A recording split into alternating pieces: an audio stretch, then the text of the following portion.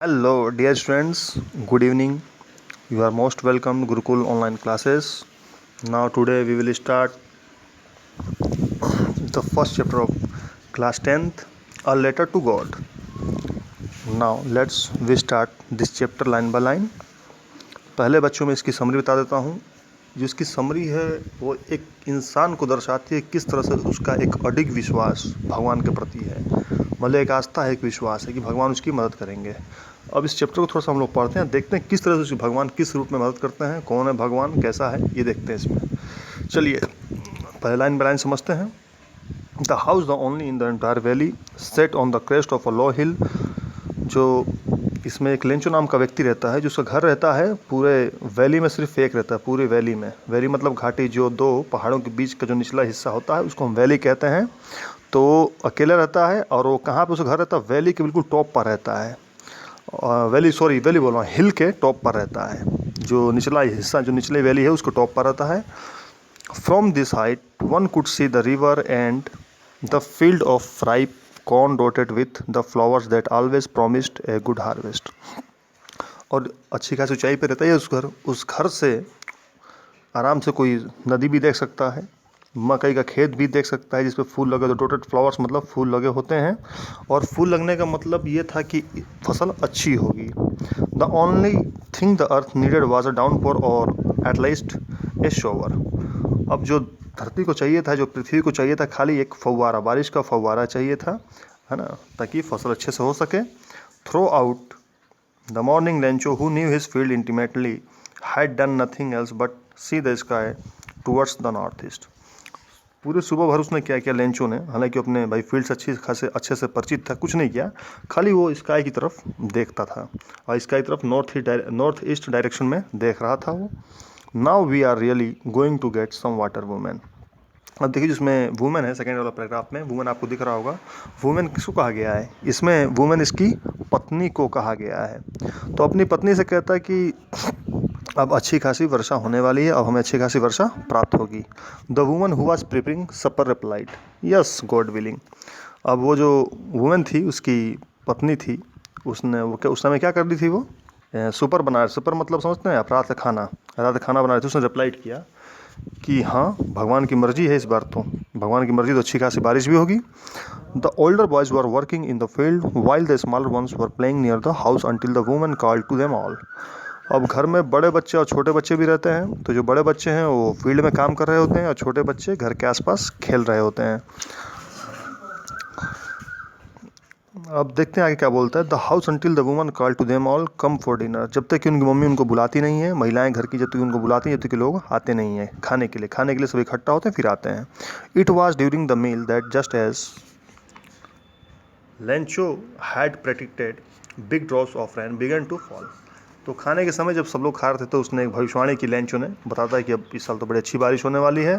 Big drops of rain began to fall, अब बहुत अच्छी बारिश, बिग ड्रॉप्स ऑफ रेन मतलब कि बहुत अच्छी खासी बारिश होने वाली है। In the north east huge mountains of clouds could be seen approaching. और बोला कि देखा जा सकता है कि जो नॉर्थ ईस्ट में जो माउंटेन्स वहाँ देखो कितने अच्छे खासे बादल वहाँ से आ रहे हैं, जैसे बोलते हैं बादल अब आ रहे हैं और अच्छी खासी बारिश होगी, तो वैसे ही बोलता है। The air was fresh and sweet, हवा क्या ठंडी हो गई थी और बहुत अच्छी खासी हवाएं चल रही थी वहाँ पे। जैसे बारिश होने से पहले क्या होता है कि हवाएं बहुत ठंडी हो जाती है, आपने महसूस किया होगा बच्चों। The man went out for no other reason than to have the pleasure of feeling the rain on his body. अब वो लेंचो क्या करता है कि घर से बाहर निकलता है, घर से बाहर कोई रीज़न के लिए नहीं निकलता, सिर्फ वो बारिश के मज़े लेने के निकलता है कि अपने शरीर में बारिश के मज़े ले सके। अक्सर अमूमन हम लोगों के साथ भी ऐसा ही होता है कि हम लोग भी बारिश का मज़ा लेने के लिए निकलते हैं, तो वैसे भी निकलता है। And when he returned, he exclaimed, "These aren't raindrops falling from the sky; they are new coins." आज जब वो वहाँ से वापस जब बारिश के थोड़े मज़े लेके आता है तो कहता है कि ये बारिश नहीं है, ये क्या है, ये न्यू कॉइन्स हैं, नए सिक्के हमारे लिए। अब नए सिक्के क्यों बोलता है? क्योंकि भाई उसकी पूंजी थी, उससे अच्छी खासी उसकी फसल होनी थी बारिश से, इसलिए उसको पूंजी बोलता है, कॉइन्स बोलता है अपनी। The big drops are 10 cent pieces and the little ones are 5। बोलता है कि जो बड़ी बूंदें हैं वो 10 पीसेस, 10 सेंट समझते हैं, एक देश, किसी देश की मॉनेटरी यूनिट होती है, किस देश की करेंसी होती है सेंट। जैसे हमारे रुपया होता है, पैसा होता है, तो रुपया बड़ा होता है, पैसा छोटा होता है, तो वैसे सेंट छोटा होता है। तो बोलता है कि जो बड़े ड्रॉप्स हैं वो 10 सेंट पीसेस के हैं और जो छोटे ड्रॉप्स हैं वो कितने के हैं? 5 के हैं। आगे देखते हैं। With A satisfied expression he regarded the feel of a ripe corn with its flower. अब हालांकि भाई खुश तो रहता है, ये सेटिस्फाइड रहता है ये सोच कर कि जो इन the field of ripe corn with its flower, जो सोचता अपने फील्ड के बारे में, और जब देखता है कि बारिश से उसकी फील्ड पूरी भर गई है पानी से, हाँ पूरी भर गई है, इसलिए वो बहुत सेटिस्फाइड रहता है। उसके एक्सप्रेशन जो होते हैं सेटिस्फैक्शन वाले दिखते हैं। But suddenly a strong wind began to blow and along with the rain very large hail stones began to fall. लेकिन अचानक कि क्या होता है कि अब खतरनाक हवाएं बहने लग जाती हैं, बहुत ज़्यादा हवाएं तेज बहने लग जाती हैं। और क्या होता है कि अब अच्छे खासे ओलावृष्टि होती है। ओलावृष्टि समझते हैं आप लोग? बड़े बड़े मतलब पत्थर कह सकते हैं कई भाषाओं में, कई भाषाओं में उसको हम लोग ओला कहते हैं। ओला मतलब बर्फ़, यहाँ के बर्फ़ गिरते हैं ना आसमान से, वैसे ही गिरते हैं।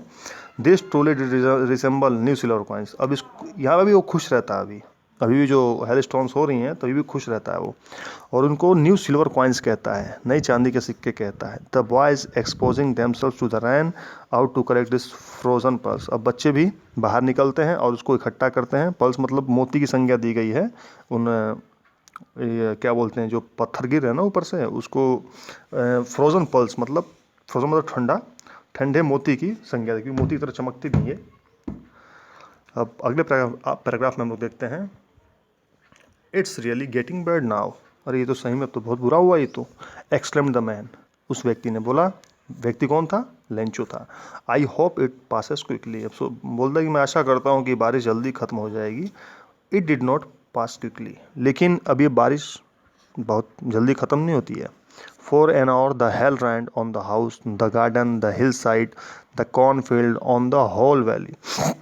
लगभग 1 घंटे तक बारिश चलती है, और जो उसके ओलावृष्टि होती है वो कहाँ कहाँ होती है देखेंगे आप लोग। हिल साइड होती है, कॉर्न फील्ड में होती है ओलावृष्टि, पूरे गार्डन में बर्फ़ ही बर्फ़ भर जाता है, फील्ड में भी बर्फ़ ही बर्फ़ होता है, कॉर्न फील्ड में पूरा बर्फ़ ही बर्फ़ मतलब भर जाता है, हर जगह बर्फ़ ही बर्फ़। क्योंकि काफ़ी 1 घंटा अगर आसमान से बर्फ़ गिरी तो आप सोच सकते हैं दशाएं आपके आसपास की दशाएं क्या होगी, थोड़ा सोचिए इस बारे में। The field was white as if covered with salt. जो पूरी फील्ड थी ना, जो खेत थे वो पूरी वाइट, लग रहा है कि पूरा कोई नमक छिड़क दिया उसके ऊपर, पूरा नमक जैसा चादर चढ़ गया था उसके ऊपर। क्यों चढ़ गया था? क्योंकि पूरा भाई बर्फ़ क्या सफ़ेद थी बिल्कुल, देखने में लगा कि ओहो नमक दूर से। सोचिए कितनी खतरनाक 1 घंटे में बारिश। आप भी अनुमान लगा सकते हैं कि यदि आपके यहाँ घंटे लगातार बारिश हो जाए खाली बर्फ़ की तो क्या होगा। हेल स्टोन्स अगर गिरने लग जाए तो क्या होगा। Not a leaf remained on the trees, the corn was totally destroyed. अब यहाँ तक इतनी खतरनाक बारिश हो गई थी, वो ओलावृष्टि हो गई थी कि एक पत्ती भी पेड़ पर नहीं बची थी। इससे आप अंदाज़ा लगा सकते हैं कितना मूसलाधार वर्षा हुई होगी। The corn was totally destroyed. और जो मकई था लेंचो के खेत का, पूरा डिस्ट्रॉय हो जाता है, ख़त्म हो जाता है। The flowers were gone from the plants. और यहाँ तक पत्ते भी गिर जाते हैं प्लांट्स से। Lencho soul was filled with sadness. अब वो पूरा लेंचो क्या था, दुखी हो जाता बुरी तरह से वो। When the storm had passed he stood in the middle of the field and said to his sons. जब भाई ओलावृष्टि ख़त्म हो जाती है, हेल स्टोन्स ख़त्म हो जाते हैं, तो अपने बच्चे से बोलता है, और कहाँ पे? खड़े होके, फील्ड के बीचों बीच खड़े होके बोलता है, a plague of locusts would have left more than this. देखिए प्लेग ऑफ लोकस्ट मतलब एक तरह का एक इंसेक्ट होते हैं, जैसे आजकल बहुत टिड्डी दल चल रहा है जो पाकिस्तान से सुग्गे आ रहे हैं, ग्रास ऊपर आ रहे हैं, वैसे एक लोकस्ट होता है। तो बोलते हैं इससे बढ़िया तो लोकस्ट थे कि अगर वो अटैक भी करेंगे तो बहुत कम नुकसान करेंगे, लेकिन हेल स्टॉर्म ने पूरे नुकसान कर दिया है ना, मतलब लोकस्ट को अच्छा मानता है। The hell has left nothing. वो अपने बच्चे से बोलता है कि इस ओलावृष्टि ने कुछ नहीं छोड़ा। This year we will have no corn. इस साल हमारे पास कोई मकई नहीं होगा, मतलब खेती में तो मकई कहाँ से होगा। That night was a sorrowful one. अब वो एक रात जो थी बहुत दुखपूर्ण बीती उन लोगों के लिए। सही बात है, अगर हमारे ये भी गेहूँ चाहे चावल की फसल पूरी बर्बाद हो जाए तो हम भी टेंशनाइज हो जाते हैं। 2-4 दिन 5 दिन तो हम सोचते हैं क्या हो गया, क्योंकि काफ़ी मेहनत लगती है उसके पीछे। All our work for nothing. कुल मिला के हमने इतना मेहनत किया लेकिन कुछ नहीं मिला। There's no one who can help us. लेकिन अब कोई हमारी मदद भी नहीं कर सकता है। We will all go hungry this year. अब हम इस साल भूखे ही रहेंगे।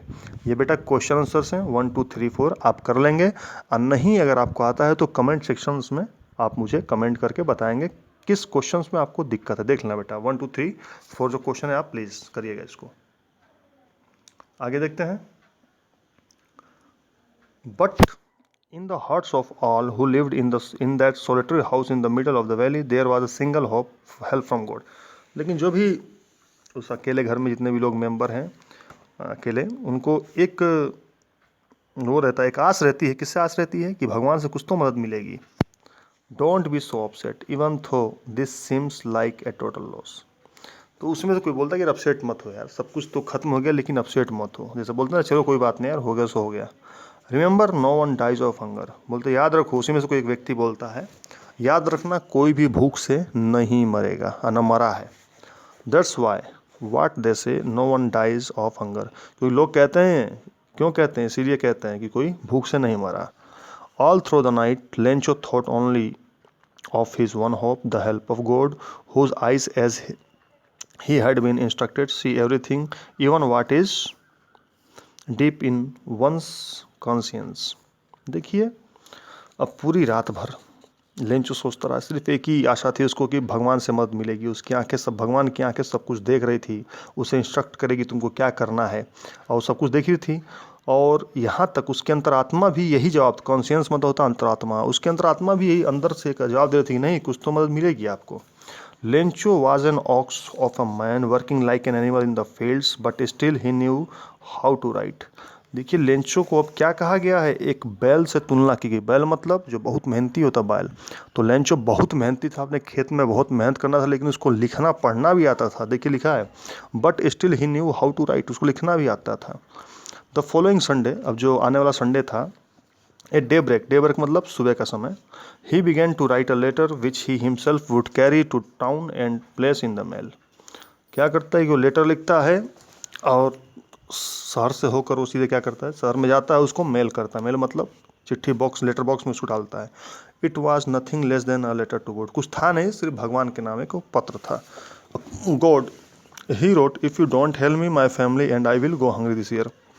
उस पत्र में लिखा हो तो भगवान, यदि आपने मदद नहीं की तो मेरी जो फैमिली है पूरी भूखी रहेगी इस साल।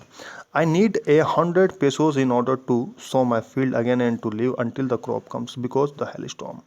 और पूरा बताता है भगवान को, देखिए भगवान, इस बार हेल स्टॉर्म बहुत ज़्यादा आई थी, उससे पूरी फसल बर्बाद हुई है और मुझे 100 pesos की ज़रूरत है ताकि मैं दोबारा से उस मकई के खेत को बो सकूं, है ना, और फिर ताकि उसको मैं जीवित रह सकूं। चलिए, he wrote to God on the envelope, और वो क्या करता है, वो लिखता है एनवलप पे, क्या लिखता है, टू गॉड मतलब जो पता लिखना पड़ता है ना, वो लिखता है। Put the letter inside and still draw troubled went to town. फिर वो क्या करता है कि लेटर बॉक्स में पत्र डाल देता है, फिर चुपचाप अपने घर की ओर चल देता है। At the post office he placed a stamp on the letter and dropped into the mail box. अब क्या होता है, जो उसका इस पर स्टाम्प लगता है पोस्ट ऑफिस में, उसको मेल बॉक्स में डाल दिया जाता है। One of the employees, who was a postman and also helped at the post office, went to his boss, laughing heartily, and showed him the letter to God. उसमें से एक एम्प्लॉय रहता है जो कि पोस्टमैन पद पर आता है, डाकिया पद पर आता है, और ऑफिस के काम में थोड़ी मोड़ी मदद करता है। वो अपने बॉस के पास जाता है, उसको हंसते हुए लेके लेटर को, और उनको लेटर को शो करता है। देखिए साहब क्या लेटर है ये। Never in his career as a postman had he known that address. आज तक के पोस्टमैन तक, आज तक कि मैंने कैरियर में साहब ऐसा एड्रेस कोई देखा ही नहीं। वही भगवान जो पता, सिर्फ भगवान को, ऐसा कोई एड्रेस नहीं देखा मैंने। The post master A fat amiable, जो लेकिन जो पोस्ट मास्टर था उसका सीनियर बॉस, वो मोटा था और बड़ा खुश मिजाज था, एमिएबल था। एमिएबल तो जरा बेटा खुश मिजाज, hello. Also broke out laughing, वही बड़ा भयंकर हंस पड़ा। But almost immediately he turn serious and tapping the later on his desk, लेकिन तुरंत सीरियस हो जाता है और क्या करता है, अपने लेटर को क्या करता है, वो डेस्क पे रखता है, टैप करता है। कमेंटेड, फिर कहता है, what faith, I wish I had the faith of the man who wrote this letter. बोलता काश मेरे पास भी इस तरह की ही एक, क्या बोलते हैं उसको, विश्वास होता मेरे पास। स्टार्टिंग अप करस्पॉन्ड विद, एक गोड के प्रति, है ना, ऐसा ही मेरा विश्वास होता। देखिए अगला पैराग्राफ देखते हैं क्या बोल रहा है। So in order not to shake the writer's faith in God. अब वो किसी तरह से नहीं चाहता है कि जो लेंचो है, राइटर्स कौन, जो लेंचो है, उसका किस तरह से विश्वास टूटे भगवान के प्रति, नहीं चाहता है। The post master came up with an idea, answer the letter, मतलब उस पत्र के जवाब में उसके पास एक आइडिया रहता है, किसके पास, पोस्ट मास्टर के पास। But when he opened it, it was evident that to answer it needed something more than goodwill. Ink and paper. देखिए जब वो उसको खोलता है तो उसमें एक प्रूफ मिलता है। प्रूफ ये मिलता है खाली वो जो लेटर था सिर्फ और सिर्फ वो इंक और पेपर का नहीं था, उसके पीछे और भी कुछ रहता है ना, और भी कुछ अच्छाई सद्भावना रहती है। गुडविल मतलब सद्भावना रहती है उस लेटर के पीछे। हम सोचते हैं खाली ये क्या है, इंक खर्च हुआ होगा, पेन हुआ, कोई पागल हुआ लिख के चल, नहीं, लेकिन वो जो पोस्ट मास्टर साहब रहते हैं उसकी भावनाओं को समझ जाते हैं। But he stuck to his resolution. लेकिन अब क्या होता है कि वो अब उस चीज़ को वो अपने दृढ़ पे अड़े रहते हैं, उनका दृढ़ था कि उसकी मदद करेंगे। He asked for money from his employees. वो क्या करते हैं, अपने जो एम्प्लॉय हैं जो काम करते हैं पोस्ट ऑफिस में, उनसे पैसे के लिए बोलते हैं। He himself give part of his salary, और वो खुद भी कुछ सैलरी का पार्ट उसमें देते हैं। And several friends of his were oblige to give something for an act of charity, और चैरिटी के नाम पे भी कुछ अपने फ्रेंड्स से कहते हैं और देते भी उनके friends. It was impossible for him to together the 100 pesos. हालांकि 100 पेसोस जमा करना बहुत मुश्किल था। So he was able to send the farmer only a little more than half. तो क्या करता फार्मर को, जो 100 पैसों मांगा जाता है 100 पैसों, उससे आधे से कुछ ज़्यादा ही कर पाते हैं, पूरा नहीं कर पाते वो लोग, और सेंड करते हैं फार्मर को। He put the money in an envelope addressed to Lencho and with it a letter containing only a single word as a signature, God. और वो क्या करते हैं, इनवलप में डालते हैं और उस पर सिर्फ एक सिग्नेचर करते हैं, गॉड के नाम का पत्र है ना उस लेटर पे। The following Sunday Lencho came a bit earlier than usual to ask if there was a letter for him। अब लेंचो क्या करता और थोड़ा पहले ही सुबह आ जाता वो संडे को और लेटर के लिए, ताकि लेटर हो सकता मिले। It was the postman himself who handed the letter, ये क्या कह हाँ, लेटर फॉर हिम। और वो पोस्टमैन ही रहता है, उसी के हाथ में वो लेटर रहता है जो उसको हैंडेड करता है, उसको देता है। Experience in the contentment of a man who has performed a good deed looked on from his office। और वो क्या करता है, एक सेटिस्फाइड होता है वो man who was performed a good, है ना, मतलब उसने अच्छा काम किया था, वो पोस्ट मास्टर ने अच्छा काम किया था, और ऑफिस को देखता हुआ वो एक उसको पकड़ाता है लेटर, मतलब सेटिस्फाई था कि भाई मैंने अच्छा काम किया है। भाई सही बात है, हम भी अगर किसी को कुछ मदद करते हैं तो हम सेटिस्फाइड होते हैं अपने अंदर से। Lencho showed not the slightest surprise on seeing the money. हालांकि लेंचो ने ऐसा कोई भी, मतलब लेंचो को ऐसा कोई शौक नहीं लगा, ना कोई सरप्राइज हुआ वो लेटर देख के, क्योंकि उसको भगवान के प्रति बहुत ही आस्था थी। Such was his confidence but he became angry when he counted the money. हालांकि उसका विश्वास था, लेकिन जैसे उसने वो खोला लेटर को, जैसे इनवलप को उसने खोला, बहुत तेज गुस्सा हुआ वो। देखते हैं भाई गुस्सा क्यों हुआ है। अरे God could not have made a mistake. बोला कि भगवान तो ऐसी गलती नहीं करेगा। Nor could he have denied Lencho what he had request. और गॉड उसको मना भी नहीं करेगा, डिनाइड भी नहीं करेगा कि जो उसने रिक्वेस्ट किया था पैसे के लिए वो मना भी नहीं करेगा गॉड, है ना, क्योंकि जब पैसे गिनता तो कम हो जाते हैं पैसे उसको। Immediately Lencho went up to the window to ask for paper and ink. अब लेंचो क्या करता है, तुरंत ही विंडो पर जाता है और एक पेपर मांगता है, इंक मांगता है। On the public writing table he started to write with much wrinkling of his brow। नई आदमी से सिकुड़ के बिल्कुल जैसे दोनों अपने बाहों को सिकुड़ लेता है, और फिर उसने लिखा भगवान के नाम, फिर कुछ लिखता है, वो देखते हैं क्या लिखता है। caused by the effort he had to make to express his ideas। फिर अपने उसी कारण को बताता है, अपने आइडियाज़ को एक्सप्रेस करता है, जिसको लिखना था उसमें सब लिखता है वो। when he finished he went to the window to buy a stump which he licked and then affixed to the envelope with a bow of his fist। आगे चल के क्या करता है कि लिख के इन्वेलप के अंदर लेटर डालता है और चाट के, जिसे होता है ना, जिसे हम लोग डाक को सड़ाते हैं, चाहे उसको हम बंद करते हैं तो चाटता है, थूक से अपने उसको बंद करता है और उसको एक मुक्का मारता है खींच के इन्वेलप पे, और ताकि वो पूरा सही से सड़ जाए। हम लोग भी ऐसा करते थे, जब हम लोग भर्ती देने गए हैं कई बार, तो हम लोग भी ऐसा करते थे, बराबर इन्वेलप को ऐसे ही करते थे, जमान पे लगाते थे, उसको चिपका देते थे डाक टिकट को, तो उसने भी ऐसा ही किया। The moment the letter fell into the mail box the post master went to open it. फिर उसने वही किया, डाल दिया उसमें लेटर बॉक्स में, फिर उस मेल बॉक्स को पोस्ट मास्टर चेक करता है, उसको ओपन करता है। It said God. अब उसमें क्या लिखा गया था, गॉड के नाम पे लिखा था, of the money that I asked for only 70 pesos each me. जो मैंने पैसा कहा था 100 पेसोस के लिए, लेकिन इसमें तो खाली कितना पेसोस निकला, 70 पैसोज ही मेरे तक पहुंचा है। Send me the rest since I need it very much, और मुझे भी जो है और बचे हुए पैसे हैं वो मुझे भेज दीजिए, मुझे बहुत इसकी ज़रूरत है।